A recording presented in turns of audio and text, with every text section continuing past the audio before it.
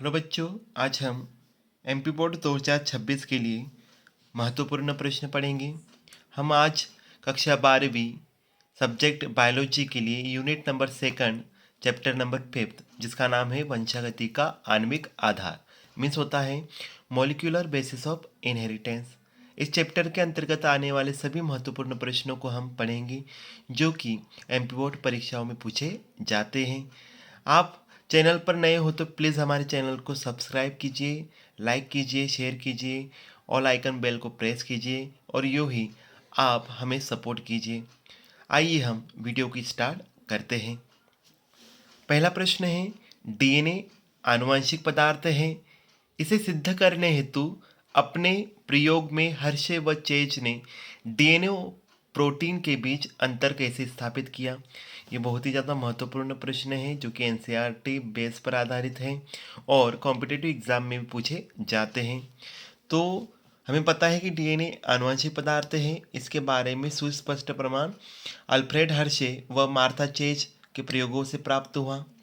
इन्होंने उन विषाणुओं पर मीन्स वायरस पर कार्य किया जो जीवाणु को संक्रमित करते हैं, जिसे हम क्या कहते हैं, बैक्टीरियोफेज या जीवाणु भोजी कहते हैं। हमें पता है कि इस प्रयोग के अंत में हमें ये प्राप्त होता है कि जो जीवाणु विकिरण सक्रिय डीएनए रखने वाले विषाणु से संक्रमित हुए थे वे विकिरण सक्रिय रहे। इससे स्पष्ट है कि जो पदार्थ विषाणु से जीवाणु में प्रवेश करता है डीएनए है। जो जीवाणु उन विषाणुओं से संक्रमित थे जिनमें विकिरण सक्रिय प्रोटीन था वे विकिरण सक्रिय नहीं हुए। इससे संकेत मिलता है कि प्रोटीन विषाणु से जीवाणु में प्रवेश नहीं करता है। इस कारण से आनुवंशिक पदार्थ डीएनए ही है जो विषाणु से जीवाणु में जाते हैं। इसे निम्नलिखित चित्र के द्वारा दर्शा सकते हैं जो इस प्रकार से है। तो आपको सही तरीके से इसके डायग्राम को ड्रॉ करना है और अच्छी तरीके से उसको लिखना भी है, क्योंकि यह प्रयोग दर्शाता है कि डीएनए ही आनुवंशिक पदार्थ है जो कि लास्ट तक जीवित रहता है और विषाणु से जीवाणु में प्रवेश करता है। अगला महत्वपूर्ण प्रश्न है जो कि बहुत बार एमपी बोर्ड परीक्षाओं में पूछा गया है, जिसका नाम है डीएनए के द्विकुंडलित मॉडल की संरचना को स्पष्ट कीजिए means double helix model of DNA. हमें पता है कि सन 1953 में वाटसन तथा क्रिक ने डीएनए का द्विकुंडलित मॉडल प्रस्तुत किया और हमें ये भी पता है कि डीएनए द्विकुंडलित संरचना को रखता है। इसमें नाइट्रोजन क्षारक कौन होते हैं, एडेनिन थायमिन के साथ जुड़ता है और साइटोसिन ग्वानिन के साथ जुड़ता है। हमें पता है कि डीएनए का मुख्य कार्य होता है आनुवंशिक सूचनाओं को एक पीढ़ी से अगली पीढ़ी तक पहुंचाना। तो आपको डीएनए को उसकी संरचना सही समझाना है। डीएनए का यह द्विकुंडल मॉडल इस प्रकार से बनाना है जो कि दर्शाता है कि भाई ये एक द्विकुंडल संरचना को बनाता है। तो इस डायग्राम की सहायता से आप डीएनए के द्विकुंडलित मॉडल को समझा सकते हैं। अगला महत्वपूर्ण प्रश्न है डीएनए अंगुली छापन मतलब फिंगरप्रिंटिंग क्या है, इसकी क्रियाविधि एवं उपयोगिता को लिखिए। यह भी बहुत महत्वपूर्ण प्रश्न है जो कि एमपी बोर्ड परीक्षाओं में पूछे जाते हैं और कॉम्पिटिटिव एग्जाम में भी पूछा जाता है। तो हमें पता है कि डीएनए सैंपल्स के विविधतापूर्ण एवं अत्यंत बहुरूपी डीएनए क्रमों का विश्लेषण करना ही डीएनए अंगुली छापन या डीएनए फिंगरप्रिंटिंग कहलाता है। हमें पता है कि वैज्ञानिक एलेक्स जेफरी ने सर्वप्रथम डीएनए अंगुली छापन मतलब फिंगरप्रिंटिंग का विकास किया था। इसकी उपयोगिता भी हमें पता है कि भाई डीएनए फिंगरप्रिंटिंग द्वारा ही पिता पुत्र संबंध को सुनिश्चित किया जा सकता है। डीएनए फिंगरप्रिंट द्वारा अपराधों एवं दुर्घटनाओं के शिकार व्यक्तियों तथा अपराधियों की पहचान की जा सकती है। इस तकनीक का प्रयोग हत्या, रेप आदि मामलों को सुलझाने में होता है। इस विधि का उपयोग जनसंख्या व आनुवंशिक विभिन्नता के निर्धारण में भी किया जाता है। इस तकनीक का उपयोग विभिन्न रेशों के समूहों की पहचान हेतु इसका उपयोग करते हैं। और क्या होता है, मूल लावारिस व्यक्ति की सही सही जानकारी मृत अंगों की डीएनए संरचना के द्वारा तथा उसका संबंधियों के डीएनए फिंगरप्रिंट से मिलान करके हासिल की जाती है। इस प्रकार से इसकी उपयोगिता बतानी है और क्रियाविधि को आपको अच्छी तरीके से याद कर लेना है।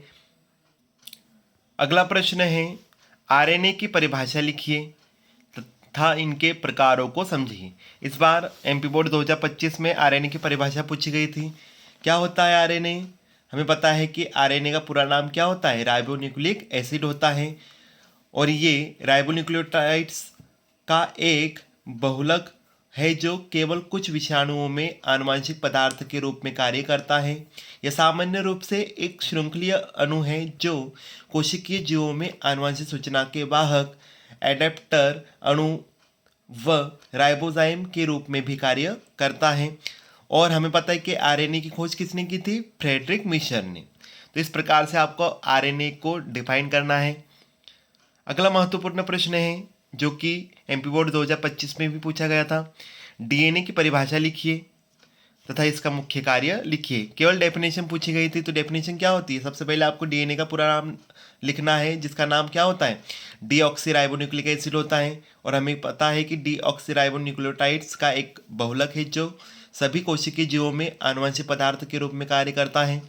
ये अपेक्षाकृत स्थायी अणु सामान्यतः द्विकुंडलित होता है, जिसका प्रमुख कार्य आनुवंशिक सूचक का संग्रह, वंशागत तथा कोशिकीय कार्यों का नियंत्रण है।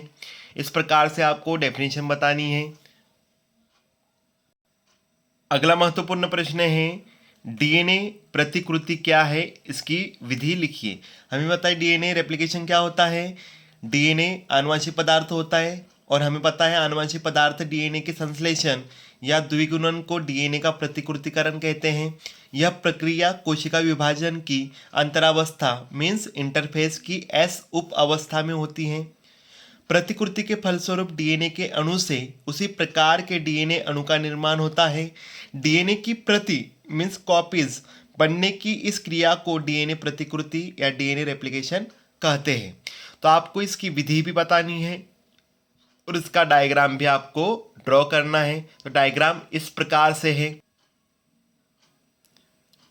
तो इस डायग्राम को आपको अच्छी तरीके से ड्रॉ करना है, जो कि डीएनए प्रतिकृतिकरण को दर्शाता है।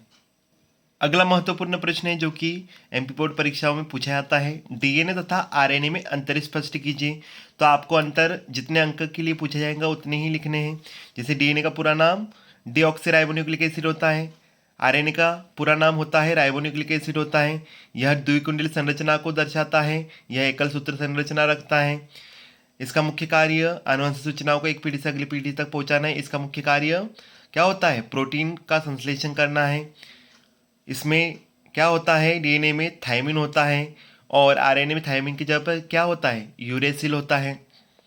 अगला महत्वपूर्ण प्रश्न है ऑपेरॉन मॉडल क्या है? लेक ऑपेरॉन की संरचना समझिए। बहुत ही ज़्यादा महत्वपूर्ण प्रश्न है जो कि एमपी बोर्ड परीक्षाओं में पूछा जा सकता है। तो आपको इसकी भी अच्छी तरीके से प्रिपरेशन करनी है। और हमें पता है कि फ्रैंकोइस जैकब तथा जैक्स मोडॉड ने ऑपेरॉन मॉडल प्रस्तुत किया था। यह अवधारणा इकोलाइट जीवाणु में लैक्टोज उपापचय पर किए गए अध्ययन पर आधारित है। हमें यह भी पता है कि ऑपेरॉन संरचनात्मक एवं नियंत्रक जीन्स का ऐसा समूह है जो कि कोशिका में उपापचय एवं आनुवंशिक नियंत्रण रखता है, उसे ऑपेरॉन कहते हैं। तो आपको इसके अंतर्गत लेक ऑपेरॉन की भी संरचना बतानी है। हमें पता है कि ऑपेरॉन दो प्रकार के जीन्स से मिलकर बना होता है, एक होता है नियंत्रक जीन्स और एक होता है संरचनात्मक जीन्स। तो इसको आपको अच्छी तरीके से प्रिपेयर करना है और आपको बोर्ड परीक्षाओं के लिए तैयारी करनी है। अगला महत्वपूर्ण प्रश्न है निम्नलिखित का संक्षिप्त वर्णन कीजिए। फर्स्ट है अनुलेखन, सेकंड है बहुरूपता, थर्ड है स्थानांतरण। अनुलेखन किसे कहते हैं? आनुवंशिक सूचनाओं का डीएनए से एमआरएनए पर स्थानांतरण अनुलेखन कहलाता है, मीन्स ट्रांसक्रिप्शन कहलाता है। सेकंड है बहुरूपता, जिसे हम पॉलीमॉर्फिज्म कहते हैं। क्या होता है? ये मनुष्य में एलेलिक बहुरूपता तो होती ही है, साथ ही एक अन्य प्रकार की स्पष्ट आनुवंशिक बहुरूपता होती है जो एक व्यक्ति को दूसरे व्यक्ति से अलग पहचान देती है। यह बहुरूपता पुनरावृत्त डीएनए के कारण उत्पन्न होती है जो उत्परिवर्तन के कारण बनता है। बहुत ही ज़्यादा महत्वपूर्ण प्रश्न है ये भी। अगला पॉइंट है इसमें स्थानांतरण। इसे हम अनुवादन भी कह सकते हैं, मीन्स ट्रांसलेशन। क्या होता है? अनुलेखन से बने mRNA की सूचना के आधार पर प्रोटीन संश्लेषण की क्रिया ही अनुवादन या स्थानांतरण कहलाती है, जिसे हम ट्रांसलेशन भी कहते हैं। और हमें पता है कि ये अमीनो अम्ल से प्रोटीन के संश्लेषण की क्रिया होती है। प्रोटीन संश्लेषण क्रिया को इस प्रकार के डायग्राम से आपको दर्शाना होता है, डीएनए से आरएनए और आरएनए से प्रोटीन बनना, जिसमें आपका अनुलेखन भी आ जाता है और अनुवादन या स्थानांतरण भी आ जाता है, जिसके फलस्वरूप प्रोटीन बनता है। अगला प्रश्न है, एनसीईआरटी बेस पर आधारित टेम्पलेट डीएनए या आरएनए की रासायनिक प्रकृति व इससे संश्लेषित न्यूक्लिक अम्लों जैसे डीएनए या आरएनए की प्रकृति के आधार पर न्यूक्लिक अम्ल पॉलीमरेज के विभिन्न प्रकारों की सूची बनाइए।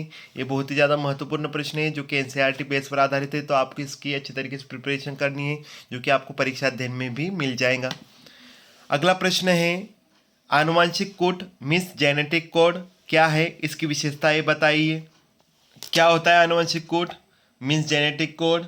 एमआरएनए में उपस्थित 3 न्यूक्लियोटाइड्स के अनुक्रम को जो प्रोटीन अणुओं को कोड करते हैं आनुवंशिक कोड या जेनेटिक कोड कहलाता है। सन 1950 में नीरेनबर्ग ने सर्वप्रथम जेनेटिक कोड के ट्रिपलेट की खोज की थी।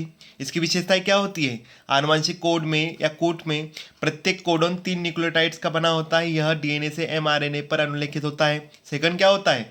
2 संलग्न कोडोनों के मध्य कोई विराम या रिक्त स्थान नहीं होता। थर्ड क्या होता है? कोडोन हमेशा स्पष्ट होते हैं, अतः एक कोडोन एक ही एमिनो अम्ल को कोड करता है। फोर्थ क्या होता है? आनुवंशिक कोड सर्वव्यापी होते हैं, अतः जीव चाहे किसी भी प्रकार का क्यों न हो, आनुवंशिक कोड तथा उनके कोडोन सभी जीवों के लिए समान प्रकृति वाले होते हैं। फिफ्थ पॉइंट होता है 64 कोडोन में से 3 codon means UAA, UGA, UAG किसी भी अमीनो अम्ल को कोड नहीं करते, बल्कि चल रहे प्रोटीन संश्लेषण में पॉलीपेप्टाइड चेन के बनने की प्रक्रिया को रोकते हैं। इन्हें हम समापन कोडोन भी कहते हैं। लास्ट होता है प्रोटीन संश्लेषण के आरंभिक कोडोन के रूप में AUG कोडोन रहते हैं और ये मिथियोनिन को कोड करते हैं। इस प्रकार से इसके ऑब्जेक्टिव पूछा जाता है कि भाई समापन कोडोन क्या होते हैं, तो ये लिखना है आपको। आरंभिक कोडोन क्या होते हैं, तो आपको AUG लिखना है। और आरंभिक कोडोन AUG किसको कोड करता है? मिथियोनिन को कोड करता है। तो इस प्रकार से ऑब्जेक्टिव भी बनते हैं। तो आपको आनुवंशिक कोड, जिसे हम जेनेटिक कोड भी कहते हैं, ये बहुत महत्वपूर्ण प्रश्न है जो कि एमपी बोर्ड परीक्षाओं में पूछा जाता है।